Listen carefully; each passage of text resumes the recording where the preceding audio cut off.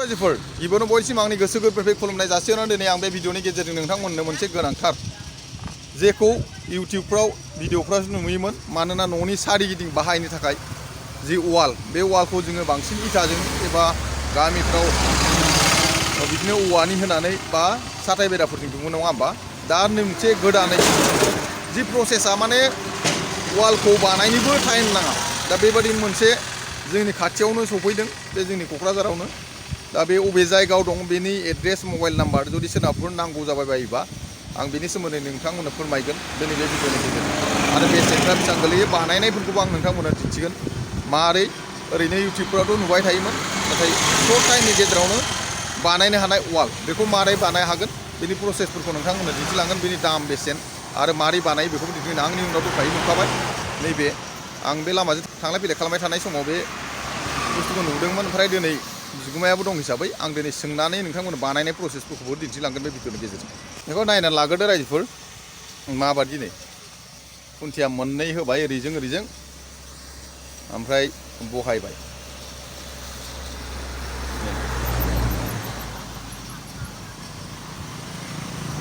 कालार फुननोबो हायो कालार फुनालासिनो दोननो हायो दा सिङाव आं बानायनाय जायगायाव हाबलांसै नैबे रं फुनाबा माबादि जायो नायनो दा आं सिङाव हाबलांसै नै गोबांथार नै बानायनानै दं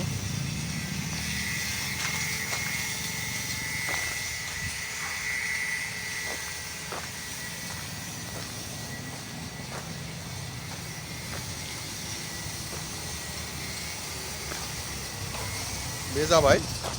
साइडआव होनो थाखाय नैबे जाबाय पस्ट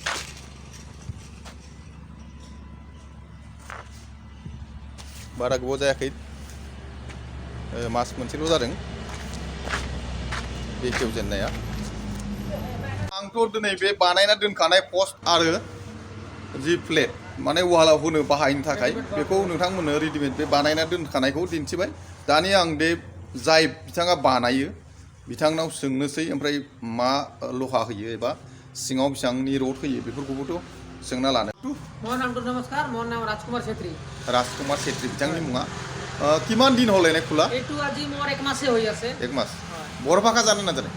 बर' भाषा নাজানে মই बर' रोङैनि थाखाय आङो दिनै एसामिसनि सोंनांगौ जाबाय এনে जितु আপোনাৰ প্লেট বনায় হয় প্লেটত কি ব্যৱহাৰ কৰে এইটো মোৰ 6 mm তার রড থাকিব আৰু আপোনাৰ এই যে যেটো চুৰিৰ ৰডটো থাকে এইটো থাকিব আপোনাৰ সিল থাকিব 10 mm ৰ বালি থাকিব আৰু সিলৰ গুড়া থাকিব এইটো স্ট্যান্ড তো হল আপনার ডাস স্ট্যান্ড স্টোন ডাস কয় যে আপনার এইফালে দেখা দিও তো দেখালে ভালো হবে এইটো আপনার বালি এইটো তো বালি হয় আপনার আৰু এইটো 10 mm আপনার কিবা পাথর হয় এইবে সমস্যা আপনারা নিউ মোছে যাইবাই স্টোন ডাস এইটো পাথৰৰ গুলা বুলি কয় এইটো তিন দি আমি বনাও অন্থাইনি গুন্ডা এনে আমরা আমার এইটো মানে খালি ডাইরেক্ট আমি পাথর বা বালু দি না বানা আমার তিনটা কই মেটেরিয়াল আমার মিক্স হই বনাই আছো আমি আর আমার সিমেন্ট টু মিক্সিং হয় 3 একর হ্যাঁ 3 গোড়ায় আপনার বালুটা থাকিব আর 3 গোড়ায় পাথর 3 গোড়ায় স্টোন ডাস আর 1 গোড়ায় হইছে আপনার সিমেন্ট আমি তেনেকৈ বনাই সিমেন্ট बाला मिक्स खालामनायखौ मिथिबाय अन्थाइ थायो बाहाय बाला थायो ओमफ्राय बे जि अन्थाइ गुन्द्रा बे थायो ओमफ्राय सिमेन्ट बे मोनब्रैखौ मिक्स खालामो लोगोसे मा रड व्यवहार खालामो बेखौबो नोंथांमोननो सोंसै आं प्लेटआव बाहायनाय रडा एटु किमान আছে এটু 6/1 6/1 ওসাটো আপনার 1 ফিট আর লম্বাটো 6 তার মানে গুয়ারা जाहैबाय 1 ফিট गोलावा 6 ফিট ओमफ्राय बाहाय मा बाहायो एटु किमानर হয় লুয়াটো এটু 6 mm 6 mm হয় 6 mm লোহা 6 mm রড থাকিব আপনার পাতালিও 6 mm থাকিব লম্বা 6 mm হয় এটু তো 6 mm হয় না नैबे 6 mm जाहैबाय नैबे प्लेटआव होनो थाखाय 6 mm नि रड बाहायनाय जायो आरो बेनि जि प्लेट बेनि प्लेटनि गुवारा जाहैबाय 6 फुट गोलाव 1 फुट गुवार আৰু কিবা আপোনাৰ जितु পোষ্টত কি ব্যৱহাৰ কৰে পোষ্টটো আমাৰ same to same 6 mm rod থাকিব আৰু চাৰিটা ৰড থাকিব 6 mm আৰু চুৰি থাকিব 7টা 8 ফুটি রড 7টা চুরি যদি কোনোবাই আমাক কয় যে নহয় আমাক আৰু ষ্ট্ৰং কৰি বনাই দিব লাগে যদি অৰ্ডাৰ কৰে আমি তেনেকৈ বনাই দিম কোনো অসুবিধা নাই আমাৰ কাৰণ অলপ মাৰ্জিনটো বেছি হ'ব बिथांनि खोन्थानायखौथ' नोंथांमोना फोरमायबा मानो होनोबा प्लेटआ 6 फुट गोलाव जायो ओमफ्राय 1 फुट गुवार बाहाय बाहायनायखौथ' नोंथांमोना मिथिखाबाय बाला अन्थाइ सेरेब थायो ओमफ्राय बे अन्थाइ देखावनाय जि गुन्द्रा बेजों लोगोसे सिमेन्ट मिक्स खालामो होनना खोन्थाबाय ओमफ्राय नैबे जि प्लेट बानायो बे गंथाम गोलाव 6 mm रड थायो ओमफ्राय मोनब्रै बिदिनो खास'नाय रड थायो बेयो जाबाय प्लेटनि लोगोसे खुन्थियाखौ होनदों खुन्थियावबो 6 mm रड गंब्रै थायो ओमफ्राय बै आसान माने सुरि खैथा थाके सुरि 7टा थायो आसाना दाबो आरो जुदि सोरबाफोर जुदि बेनिफ्राय माने लहाखौ एसे देरसिन आरो जुदि साबसिन खालामनो लुगैयोबा नोंथांमोना जेनेबा बानायनाय समाव अर्डारबो होनो हागोन आरो जुदि बेखौनो लांखानो लुगैबा पस्टफोरखौथ' नुखाबाय बे पस्टखौनो लांनो हागोन दा नंखायनो जायफोर बिथांमोनहा माने सर्ट टाइमाव माने बहुद सर्ट टाइमाव जायो आरो खम खरसावबो जायो होननो थांबा नोङो इटानि वालफ्रा जुदि बायोबा भाई रड थाया खनसेनो बायलांजोबगोन नाथाय जि प्लेट बेयो बायोबा मा होनदों बेखौबो सोंना लानाय बिथांनाव প্লেটটো যদি বাইচান্স গছ টছ ভাঙি পৰে তেতিয়াতো গুড়া হৈ যাব নেকি গুড়া নহয় এইটো আপোনাৰ মানে ক্ৰেচ যেনেকা আমাৰ স্ক্ৰীনটো মোবাইলৰ যেতিয়া স্ক্ৰীনটো ফাটিলে টুকুৰাটো নহয় এটা ফাটা একটা দাগি দাগি হয় তেনেকা হ'ব পাৰে কিন্তু টুকুৰা হৈ নপৰে এটা নিচিনাকে টুকুৰা হৈ নপৰিব আপুনি চেঞ্জও কৰিব পাৰিব আৰু আপোনাৰ এইটো যিটো ৱালটো আছে যদি আপুনি ধৰক যে কিবা মতে মোৰ বেলেগৰ মাটিত 5 ইঞ্চি 10 ইঞ্চি সোমাই গৈছে ৱালটো আপুনি তাৰ পৰা উঠাই আৰু 5-10 ইঞ্চি আগৰ বা পিছফালেও কৰিব পাৰিব এইটো এটা সুবিধা আছে ইয়াত আৰু ইটাৰ কিন্তু গাঁথনিতকৈ বা ইটাৰ ওলাতকৈ বহুতে কম মাৰ্জিঙত বা কম খৰচতে হৈ যায় এইটো मोनसे खोथाखौ बिथाङा बुंदों मा वाला जुदि सोरनावबा हाबसनदोंबा वाल होनाखांनाय उनावथ' बेखौ नों देफायफिननांगौ जागोन नाथाय बाहाय मा जागोन खुन्थियाखौ जावखुनानै एसे आगय उन खालामजानायथ' पसिबोलखा मानोना बेजों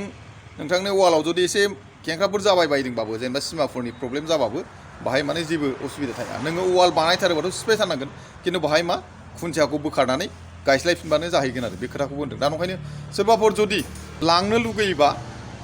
बा नोंथाङा जुदि बेनि दरकार जादोंबा प्रयोजन जादोंबा बिथांजों सावरायफैनो हागोन আপোনাৰ कन्टेक्ट नम्बरটো দি দিয়ক মোৰ कन्टेक्ट नम्बर 8453719135 845371919135 आं स्क्रिनावबो होखागोन बिथांनि होननायखौथ' नोंथांमोना खोनाखाबाय आं दा अबे जायगानि बे एड्रेसखौ फोरमायनोसै আপনার নামটো একবার কোশ্চেন আপু আমার নামটো শ্রী রাজকুমার ছেত্রী राजकुमार छेत्री बिथाङा अबहाय बानायदों बेखौ आं दा नोंथांमोननो लामाखौ खेबनानै दिन्थिनोसै आरो जायफ्रा दरकार एबा प्रयोजन नोंथांमोना फैनानै कन्टेक्ट खालामनो हागोन आरो दामखौ आं दा होनथ'ला এইটো সাপ মোৰ এইটো আপোনাৰ बिथांमोनहाय खानानै गारि मानसिफ्रा জালিমান বান্ধিছো আজি মোৰ কিবা মানে ৰডৰ কাৰণে কাটিব লাগে আজি মোৰ অকলে মোৰ চিয়ৰ নাই এইটো কাৰণে ৰডটো কাটিম আৰু মোৰ পোষ্টৰ আপোনাৰ পোষ্টটোৰ কাৰণে মই যোৱাকালিয়ে পোষ্ট বনাই শেষ কৰিছোঁ তাৰ কাৰণে মোৰ পোষ্টৰ জালিটো নাই দেখাব পৰা নাই আপোনাক আৰু মই এতিয়া পোষ্টটো বনাইছোঁ এইটো দেখাই দিম বাৰু আপোনালোকে আহক এইটো চাওক এইটো মানে পোষ্ট এনেকুৱা হ'ব আপোনাৰ এইটো যোৱাকালি বনোৱা হৈছে পোষ্টবিলাক যোৱাকালি বনোৱা হৈছে এইটো আৰু এইটোও যোৱাকালিয়ে বনোৱা হৈছে পোষ্ট এইবিলাক চাওক মোৰ পোষ্টৰ জালিটোও নাই আৰু যেনেকা মই আপোনাৰ পোষ্টৰ চুৰিটো বনাওঁ তেনেকৈ বনাব জনে জনে নোৱাৰিব নেকি তথাপিও মই চুৰিটো আপোনাক দেখাই দিওঁ পোষ্টৰ চুৰিটো কেনেকৈ বনাব লাগে আহক মই বনাই ৰাখিছোঁ অলৰেডি এইটো হৈছে মোৰ পোষ্টৰ চুৰি পোষ্টৰ চুৰি হয় ইয়াত 3খন ৰড দি বনাব নোৱাৰিব এইটো 4খনে ৰড লাগিহে এইটো হ'ব নহ'লে নহ'ব এইটো চাওক আৰু পোষ্টৰ যিটো আমি ৰড কাটিছোঁ চাওক ইয়াত ৰড গোটাই কাটা আছে তাৰপিছত প্ৰায় আপোনাৰ 1.5 ফুট মান হ'ব 1.5 ফুট পুনে 2 ফুট মান হ'ব রডবিলাক সব কিমান মোটা মোটা রড দেওয়া আছে সব 6 mm পুরো গাফলাতি নাই বা ডুপ্লিকেট নাই একদম পিওর জিনিয়ন কাম কৰি আছো মই बिथांमोनाथ' थुलमुलभाबै आं दिनै भिडिअनि गेजेरजों फोरमायबाय आं एड्रेसखौ खोन्थानोसै बिथांनिफ्राय आं दिनै बिदाय लाबाय ओमफ्राय बे जायगायावहाय बेखौ नायदो आं खोन्थानोसै दानिया आं दा दंफैयो नैबे लामाया जाबाय लादो नै बिथिं थाङोबा बड'लेण्ड इउनिभारसिटि बे जाबाय जेडि रड जेनेबा जोहोलाव दैमालु रड ओरैहाय थाङोबा कारिगावनिफ्राय सिदा फैबाय नैबे जाबाय क'क्राझार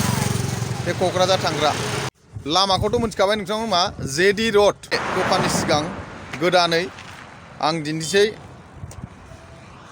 नैबे जुम खालामनानै दिन्थिबाय नै आंनि उनाव मोनसे गिदिरथार बिल्डिं लुगासिनो दं बे बिल्डिंखौ बारनानै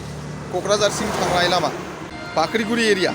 बे जाबाय जेडि रड ओरै कारिगावनिफ्राय फैनानै क'क्राझाराव थांनाय लामा सेरावनो सानजाहा आरो बै आंनि उनाव नुखाबाय दा गिदिरथार मोनसे बिल्डिं लुगासिनो दं बे जाहैबाय मोनसे सुपार स्पेसियेलिटि हस्पिटाल जागोन होननानै खोनानो मोननाय जादों खिन्थु बे सेरावनो लामा सेरावनो लामा मोखाङावनो जायफोर बिथांमोनहा फैनानै बे बुस्थुखौ बायनो सानदों एबा नायफैबायनो सानदोंबाबो नोंथांमोना फैनानै स्क्रिनाव कन्टेक्ट नाम्बार दंखागोन बाहायबो नोंथांमोना खबर लाफैनो हागोन कालार फुनो बानाय मोजां समायथारो आं नोंथांमोननो जोबथारनायाव आरोबाव दिन्थिबावबाय नैबेनो 6 फुट गासै 6टा प्लेटआ 1 फुट खरि थायो 6 फुट गोलाव 6टा प्लेटनि खुन्थियाबो बेफोर नोंथांमोननो जाहाथे सहाय जायो बेनि थाखाय बे भिडिअनि गेजेरजों फोरमायनाय जाबाय जायफोर बिथांमोनहा वाल होनो सानदों बिथांमोनहा बाहाय फैनानै बा मबाइल नाम्बार होनाय दं स्क्रिनाव बेहाय कन्टेक्ट खालामनानै सोंनो हागोन ओमफ्राय बेसेनफोरखौ नोंथांमोना फैनानै सोंफैबा गाहाम जागोन मानोना बिथाङा बेसेनखौ बारा होनाखै आं जायखिजाया बेसेनखौ होनाखसै